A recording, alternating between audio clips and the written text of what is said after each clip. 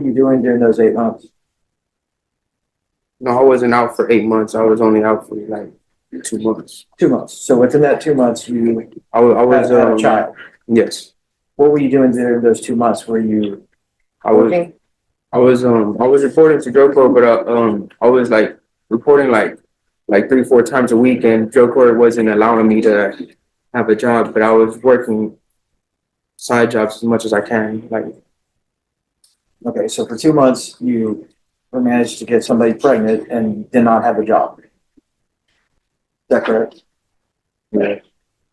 Enjoy the video, hit the like button. State versus Daniel Beltran. Can I have parties announced for the record for the state? Jason Garahan, Your Honor. Defense? Tony Hernandez, Your Honor, and I believe it's Christopher Daniel Beltran. Oh, thank you. Thank you, Judge. And are you Christopher Daniel Beltran? Yes, ma'am. All right, Mr. Beltran, did you review the documents entitled Motion to Enter Adjudication of Guilt and Revoke Community Supervision? And also First Amendment Motion to Enter Adjudication of Guilt and Revoke Community Supervision and State's pending motion to supplement motion to enter adjudication of guilt and revoke community supervision? With your attorney, did you understand it? Yes, ma'am. And counsel, you'll need to do a trial court certification. We did it. No, this is the old one. Oh, This is the that's- one I have. They printed one out, Judge, and I gave you, that's the only one they. there Oh, were no, we forms. have some now. Oh, they gave me one from the back earlier today. Okay, That's the one we signed. I do not have it. All right.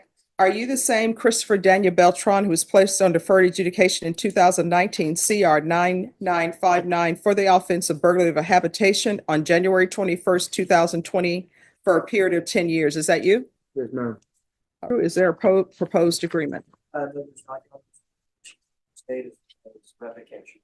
All right. And defense, what are you requesting? Your Honor, we're requesting the court continue him on his deferred adjudication. Why should I do that? Your Honor, it's in summary, and we have his father here today to testify for him. Christopher has been on deferred adjudication since 2020. During that 5-year period, he has spent most of that 5-year period either incarcerated or in a safety program. He's been to safety twice, Judge. He has over 311 or about 311 days in jail. During the interim, Judge, he's also so we're clear with the court, Judge. He's in April of 2023. He was arrested in Del Rio and charged with a federal case of transporting aliens with he'd gotten involved in something with his uncle. He has sat out 21 months on that particular case, and he's been incarcerated that entire time. He's 27 years old now, Judge. He's had significant opportunity to assess his life, and he has told me, and his father has confirmed, that he is much different now than he was 21 months ago. What has happened is that he's realized the importance of his children in his life, the importance of being a role model for his children.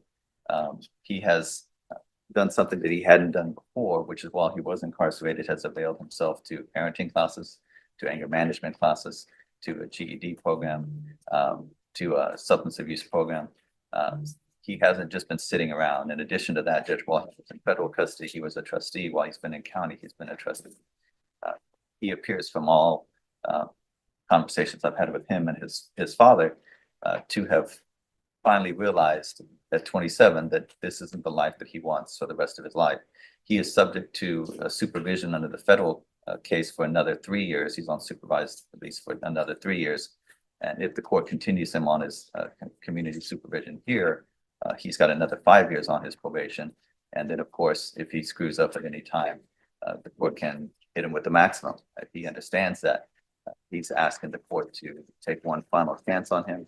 His father here is here, and his father believes that yes, in fact, he has changed the conversations. According to his father, the conversations between the two of them have switched from, poor me, when he got picked up in the federal system, shortly after that to, well, what am I doing to my family?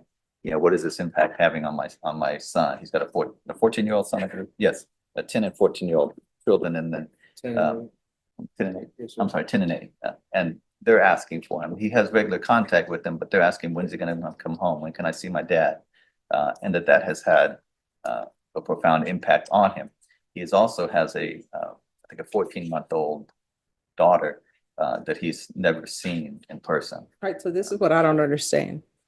People always, when the rubber meets the road, then all of a sudden they have this epiphany. So whenever people are placed on probation in this court, I don't do cookie cutter conditions. So I gave you all the help. I sent you to safety, and that was, you're going to safety. I know it was in custody, but that was to help you with your drug issues. Then I ended up sending you to felony drug court. So, and this is not your first motion to revoke. So you would have thought I would have got your attention on August 2022 on that motion to revoke. And that motion to revoke, what I did was I alternately amended your conditions to ISF and also felony drug court so they could get your life in together. And you know what you did when you came here on that date? You're like, I've changed. I realized, I had this epiphany. I realized that, I can't keep living my life like this. I'm going to get it together because I have children. I mean, the question for the court, I don't know who the mother of your children is or why she keeps saying, you know what, I'm going to give him another shot. Because you can't keep giving people different shots when children are involved, because children who are underage, they don't get to choose who their parents are. They don't get to choose, and say, you know what, dad keeps doing crazy stuff, going to jail, won't get his life in order. I'm not waiting around for him. And the mom just keeps hanging on as though the person is going to change. Maybe you have changed. Maybe this was the epiphany for you. I don't know. But at this court, this is the end of the road. Judge, So- if I may, Judge. Yes. Christopher would like to address the court, and he's talked to me about the previous chances he's had, and he wants the court to understand what the difference is and how he came to that. All right, you can raise your right hand. Do you solemnly swear affirm the testimony you give will be the truth and nothing but the truth, so help you God? Yes, Your Honor. All right, you can lower your hand, state your name for the record. Christopher Beltran. All right, do you have questions? Yes, John. Chris, you had indicated earlier to me that you wanted to address the court. You understand today that she's going to make a decision on your motion, on the motion to enter adjudication of guilt and revoke of probation. Is that correct? Yes. What is it that you wanted the judge to know before making that decision? I want to let you know that, like, my first few times messing up, I was mentally weak. But this time around, I spent a lot of time getting myself together, like just doing things to better myself. Because I'm doing it for my kids, but I'm doing it for me too. I understand I messed up plenty of times, but I'm ready to be like productive in my life. This ain't my life I want to live. This ain't me. Chris, tell her the things that you did while you were in federal custody. I was going to re-entry. I did AA. I did anger management. I did parenting. I also was holding a job. Just trying to stay positive, trying to stay out the way, and just get ready for when I come home. Now, the previous times that you were either in jail waiting for a hearing or in jail waiting for the case, were you doing any of that kind of stuff? No. So, what changed, or what made you want to do it this time? We're just tired of this. It's time to grow up. I'm getting older, and I spend a lot of time incarcerated. So this ain't the life I want to live. In fact, of the 5 years that you've been on deferred adjudication, about how many of those have you actually been on the street? Like 8 months, 8-9 months. The rest were spent either in jail or in some type of residential treatment facility, is that correct? Yes. Or in federal custody, is that correct? Yes. Now, I had indicated earlier to the judge what the conversations I had with your father were. Is that about right? I mean, is your family supportive of you? Yeah, my family is real supportive, and it's. But your father straight up told you that he's not going to tolerate any type of misbehavior. Is that right? Yes, my father's straightforward to me. He ain't, he'll let me know. Like he lets me know right from wrong. He he ain't gonna, how can I say this? He ain't gonna let me do wrong and not let me know he's gonna be up forward to me, and my parents are, my family's very supportive of me. It's just I made mistakes, and But let's be straight with the court. Your father has straight out told you that he will have no problem reporting to your federal supervision officer or to a probation officer, oh yeah, if he sees that you're doing the kind of things that he's done in the past. Isn't that correct? yes, And you were incarcerated in the federal system for 21 months. Is that right?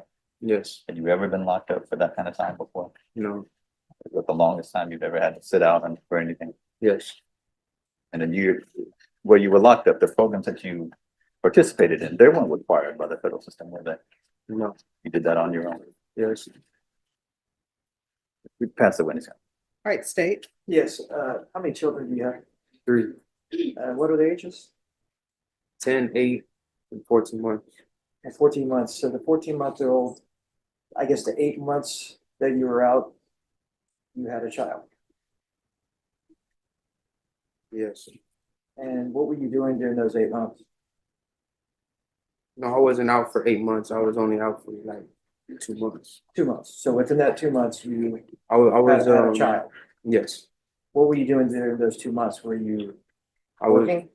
I was reporting to drug court, but I was like reporting like 3-4 times a week, and drug court wasn't allowing me to have a job, but I was working side jobs as much as I can. Like, Okay, so for 2 months, you managed to get somebody pregnant and did not have a job. Is that correct? yeah, And I know that you state that your father is supportive of you. Your father's been around you your whole life, and you've managed to pick up new cases, federal cases, during that time. Is that correct? yes, it was a mistake. I understand it's a mistake. It's more like a choice, right? And you chose to pick up another case and get caught. And your father was supportive still during that time because he's your father. Is that right? And supportive in what way? And being here for you, he came here today for you, didn't he? Yes, And this is your third NPR, is that correct? yes, And so you're asking the court to actually give you another chance, really a third or fourth chance. yes, And you still owe restitution of over $2,000 to the victim of your burglary of habitation. Is that correct? yes, Okay, no further questions, John. Now, are you wanting to pay back that restitution? yes, You had said that the drug court program made it difficult for you to find employment. Is that right? yes. How were you surviving when you were not incarcerated? Really just to support my family, feeding my kids, little things like that, You said you were doing side jobs. What kind of side jobs were you doing? I was doing painting, helping the subcontractors paint. Is that the kind of skill that kind of job you typically have? Yes, I worked in a refinery doing that. Now, when you say that your father's supportive, your father's always going to be there for you. Is that fair to say? Yes, But there are degrees of support. I mean, he's not, I've spoken to your father. He's not the kind of person that's going to say, fine, go out and do whatever criminal activity you want to do. Is he? Like, he's not that kind of person at all, is he? no, And in fact, he's straight out told me anyway, and I think he's told you too, hasn't he, that anything that while you're on supervised release, if any kind of violations, he doesn't have any problem advising the federal system of that. yes, You think he'd do the same thing for this court? yes. Pass the witness. Any further questions? No question. I have a few questions. Yes, ma'am. So you had all of this going on in your life, these criminal cases. Why would you go out and decide to have a child with somebody when your life is not even together? It wasn't.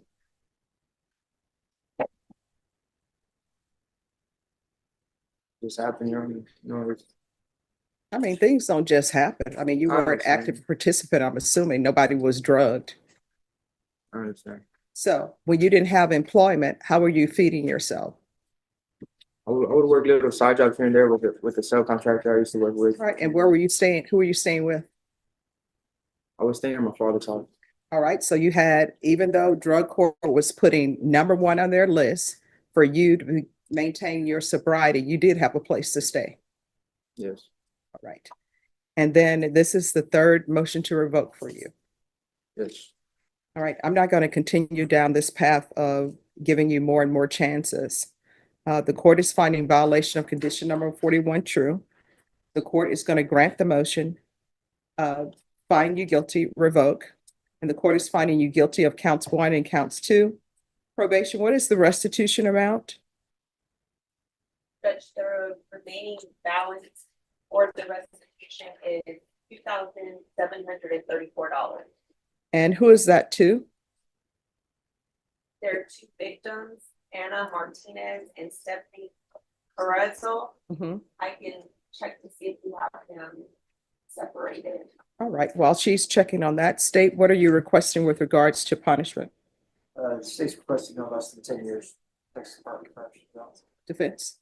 Your Honor, he spent 2 years incarcerated already on the federal system, and I understand that's not the same case, but it did give him a timeout, Judge, and it did, I think, affect his thinking and his thinking going forward. Judge, we would ask the court to consider something at the very minimum, 2 or 3 years.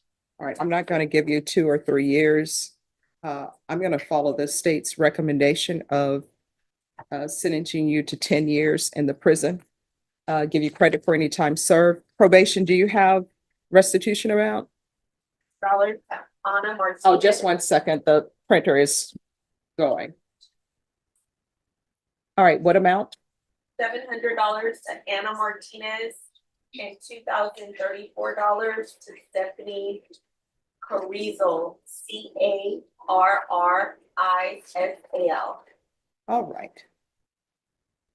So the court is going to sentence you to 10 years in the prison in counts 1 and counts 2. Counts 1 and count 2 are to run concurrently.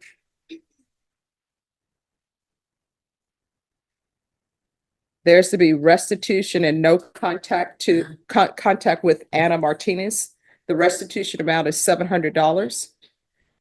There's to be restitution and no contact with Stephanie Carrillis. The restitution amount is $2,034. And as previously stated, the cases are running concurrently, and the court is going to sentence you to a $10,000 fine. Time and money will run concurrently. Did you review the document entitled Trial Court Certification of Defendant's Rights to Appeal with your attorney? Did you understand it and sign it? You have a limited right to appeal, and that right is as it relates to the allegations in the motion, not the fact that you were on deferred adjudication. Also ask for the therapeutic community. Because this is a felony conviction, you're not allowed to own or possess any weapons or ammunition. If you have a question over what a weapon or ammunition is, you'll need to speak to an attorney. Do you understand? Yes, ma'am. All right, we can go off the record. Your Honor, I'm sorry, still on the record. Will the court Yes. be giving him credit for the time that he's been in safety? He spent two trips over there, 181 days on one and 161 days. Only if he successfully completed that and successfully completed the outpatient portion of that as well. I know, Judge, he successfully completed the program itself. I don't know. I don't believe he. All right, once not you sure give me on the that outpatient. information, if he successfully completed it, then the court will give him credit. Thank you. And Judge, would the court consider giving him credit for the time that